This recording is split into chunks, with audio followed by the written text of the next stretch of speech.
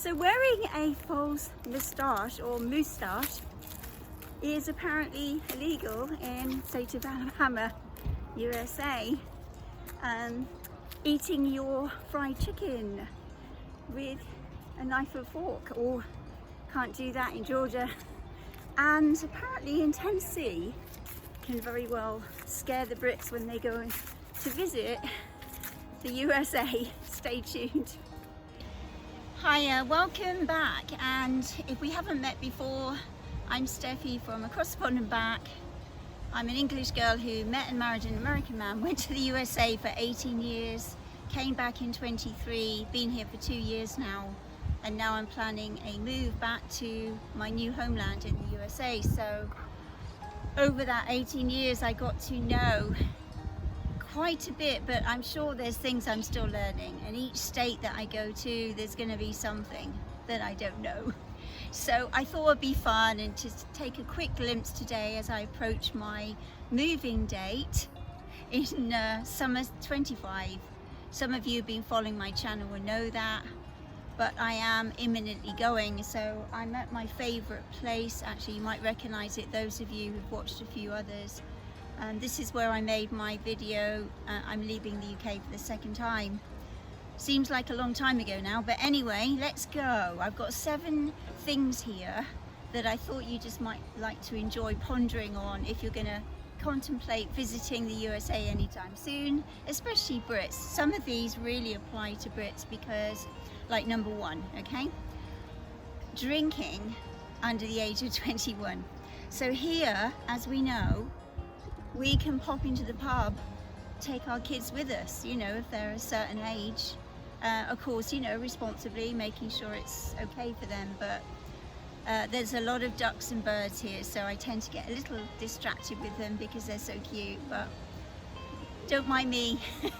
Yeah, the drinking laws in the USA, it's illegal to drink alcohol under 21. So for us Brits, that seems like really old. By that time, most of us, we've had a drink or two, you know, and we've probably been in pubs. You know, we've done that already. And I always remember when I went to the USA the first time, a lot of these I can personally relate to, by the way. This isn't just a list. Usually everything on my channel is my own personal experience. Occasionally I'll just add in a couple of things that I've heard or read about, like at the beginning with the Tennessee law for the Netflix password. Never heard that before. Didn't really affect us there. We were in Florida, but it doesn't surprise me. But anyway, so yeah, the drinking laws, I mean, wow. I actually was quite nervous about having alcohol in our house when our son was under 21, and it's not like we were, you know, trying to ply him with alcohol, but just knowing that that's the rule, you know, or the law, we were very, very careful to go along with that, you know, if that makes sense. So yeah, and 21 over here is just like, it's 16 over here, isn't it, in Britain? So that's the very first thing. So if you are visiting, just heed that, be careful with that if you have a family and so on, you know.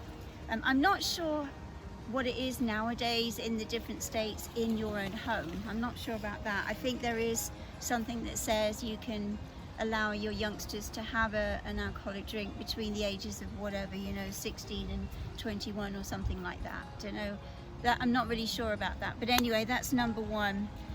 Definitely a little bit scary for us Brits because we're just not used to that.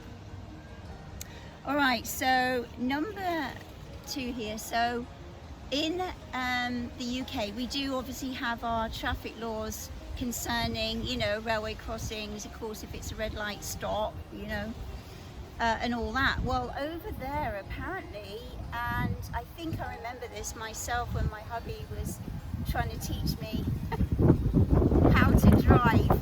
So it's a little bit windy here. I hope you can hear me all right. So when my hubby was like trying to teach me the ways of right hand side of the road driving, there was a lot that he like obviously shared with me and helped me with, but there were some things that he probably didn't think of, or you know, it's like me trying to teach somebody over here. You know, you tell them mostly what you know and what you can think of, but there may be things that you're just going to literally forget. So one of them was that I don't think he mentioned was the school bus thing. Over there, if you're driving over there, you may have come across this already if you visited USA, or if you're an expat or whatever, but you know, you're not supposed to, well, it's actually illegal to go past a school bus when it's stopped. And they have these little arms that come out this way and that way, and it's illegal. You have to stop on either side of the road. It's not just behind the bus, it's actually both sides. And for us Brits, that's quite scary, because if we don't know it, we could really get into trouble with that, because there's kids involved, and if someone got hurt, you know, don't want to go there. So the rule is in USA, if you see a school bus and especially slowing down to stop, just stop. I would. So I didn't know that in my early days, and I have to share with you all that it was a long time ago now. I actually went past one. I didn't know it, and yes, I broke the rule and I felt awful about it, but it was a long time ago. Thank God no one got hurt or anything, and wasn't going too fast. But anyway, made a mistake, and so I've always remembered that. It's pretty scary. So yeah, please take note of that if you're driving over there. And also, apparently you're supposed to stop at railway crossings even if there's no train. Now this may have changed, or it might be different in different states. Let me know, my American friends, if it's not the case, but that's what I heard anyway. And I never have. I mean, all the time I was driving over there in Florida, I used to like naturally kind of look around, because I think you do. Yeah, if you're a cautious driver like me especially, you're kind of just like looking, is there anything coming? But yeah, I didn't know that it was law that you actually have to physically stop, make sure there's no train coming, and then go. So it might vary according to different states, I don't know. All right, so next one, tipping. So when we go for a meal over here in the UK, and probably it's a similar thing across Europe, you're not having to pay, you're not obliged by law to pay tip. If you want to, great, you know, if you've got the spare cash and you feel you want to appreciate that person, that server, whatever. But over there it's expected. And when I first moved there especially, I was pretty horrified about how much we were expected to give these servers. Now obviously I'm not saying that out of meanness, like I'm certainly not decrying all the hard work that they do behind the scenes, you know, cleaning up and suffering bad attitudes from customers or whatever. So I admire them for their work, but it was a shock, that's all that. And you have to be ready for it. So if you go out for a meal, you know, $50 for the two of you or something, and it's going to be at least like around 15%. So what's that? 10% would be 5. At least, you know, you're looking at, you've got to have money on you, you've got to have cash, you know, ready to give those expectant servers. So that can be quite a shock if you don't know it. Now if you know it and you're all prepared, you just have to factor it into the meal, you know, of course, but it does tend to put that price up as well. But apparently they're not paid very much, which I know there's a big hoo-ha about that, and there's a lot of controversy, or controversy, how do you say that one? I say controversy, I think. I'm kind of like dual citizenship here, so I kind of go ride with the two of them, you know. But controversy.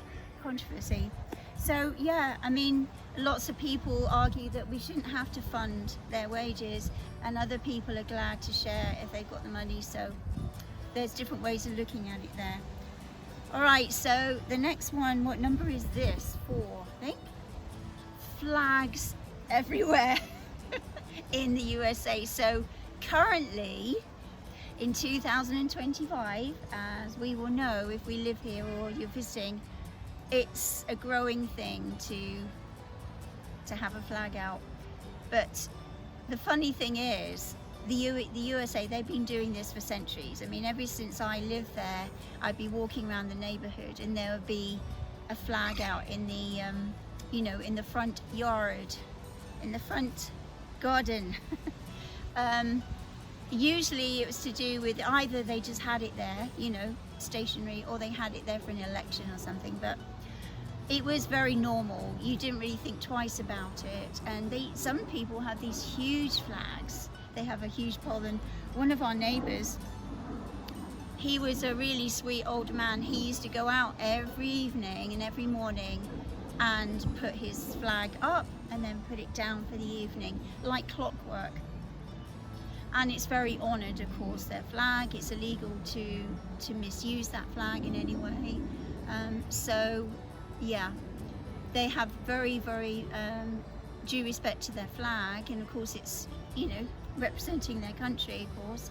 Over here we don't see it so much, or we haven't, but now we all know what's happening in 25 with the flag situation. So it's still quite a bit of difference, because here it's just like a growing thing, you know, it's more of an unusual thing, but over there it's just normal. So I guess for that one it's not so much of a scary thing anymore, but it's still very you know, different for us Brits.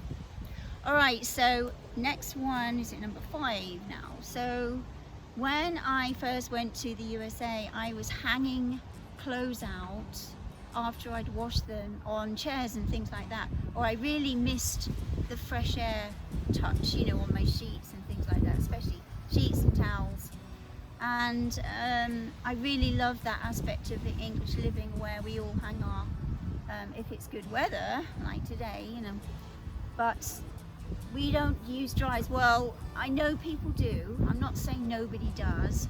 I've seen that happen before in expats videos, and they say, oh, we don't use dryers in the UK. We do, but first of all it's dependent on space, on money, on design of your kitchen and house, so, and your taste. You know, you might not want to buy a dryer, but usually the usual tendency is to dry it on a clothes area, or outside on your patio, whatever, which I absolutely love doing that, and I'm still going to carry on doing that. If I'm living in an area with an HOA, I might not be able to, because the housing associations, if you're living like on a new subdivision over there, we had the same thing where we were in Florida. We weren't allowed technically to hang washing out. We're not actually allowed to. It's not just a preference. So I have to laugh at these things, because they're so strange, they're so different, especially when you're living there. If you're just visiting, it's something that you just overlook, really. If you're in an Airbnb for like 5 days, no worries, you know, or we'll just go with the flow, like when in Rome, you know, do as the Romans do. So when you're living there, it's quite different. So yeah, over here, over in the USA, definitely, especially if you're like renting or living on a subdivision where there's an HOA, housing association, and that's one of their rules, I wouldn't hang washing out, because they can get quite determined to uphold that. Something to do with appearances, I think. Again, I'd love to hear from any of my American friends or viewers about these things. Things can change. I know, things can change, things can modify, things can get worse as well. All right, next one. So number 6, yeah, drive through everything. When I was I would say like a newbie expat, okay, when I went there, remember, even though I was in my 30s, I was very much an English girl. Pretty much anything you want to get, almost. Drive through food, drive through medicines, drive through whatever, you know, is almost liquor, yeah, drive through liquor, alcohol, things like that. It's pretty much a drive through, very much actually a drive through mentality. So great. I mean, some people over here in Britain, they might say, great, I just love that idea, because get so tired of waiting and parking up and going in. It's nice just to get a, you know, drive through at Mackie D's or something like that. Of course, we have got them growing over in England and the UK, but over there it's very much a thing, so you pretty much have to go through the drive-through. Actually, sometimes there's no choice. But they have it very sophisticated sometimes. I think at Culver's we went for, Culver's, by the way, recommend their burgers and cod sandwiches, excellent. As far as junk food goes, excellent.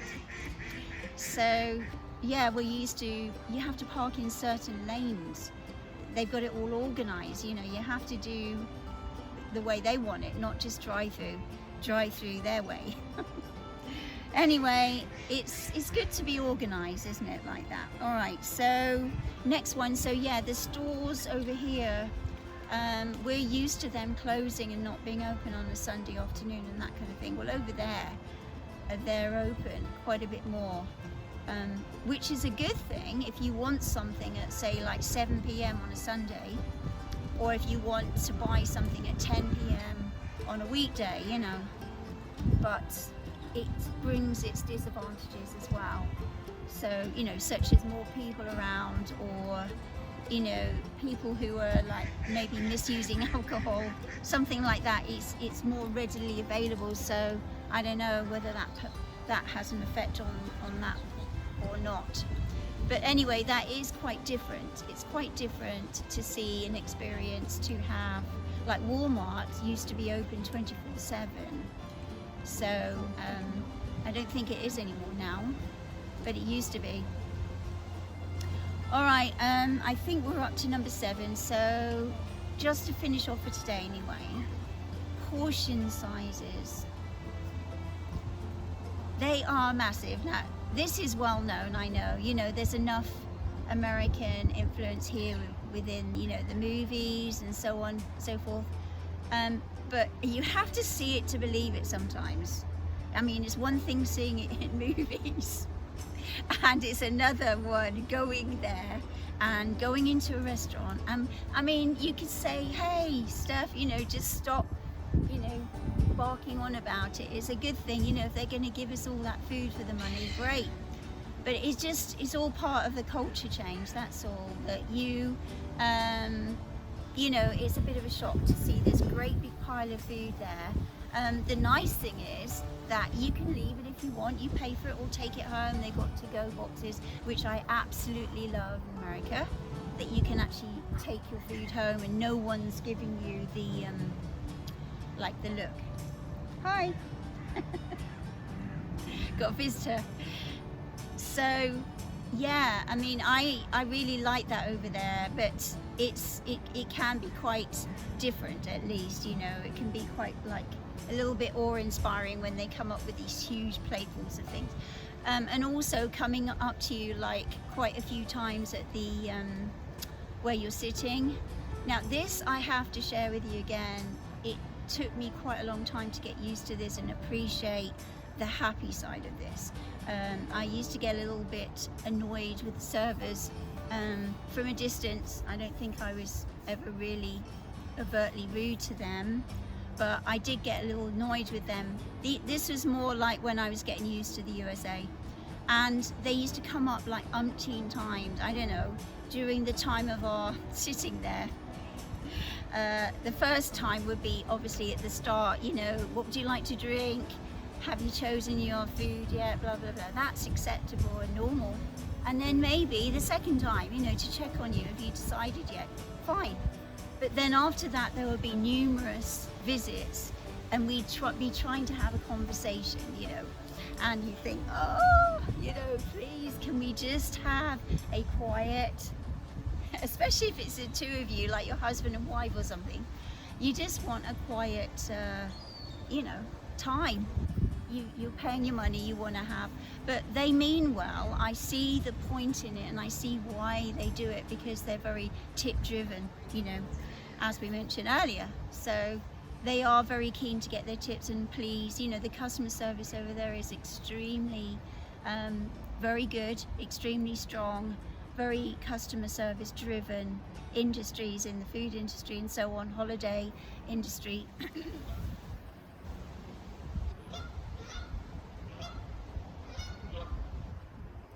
So yeah, and also them coming up with, you know, several times during the time that you're there with refills.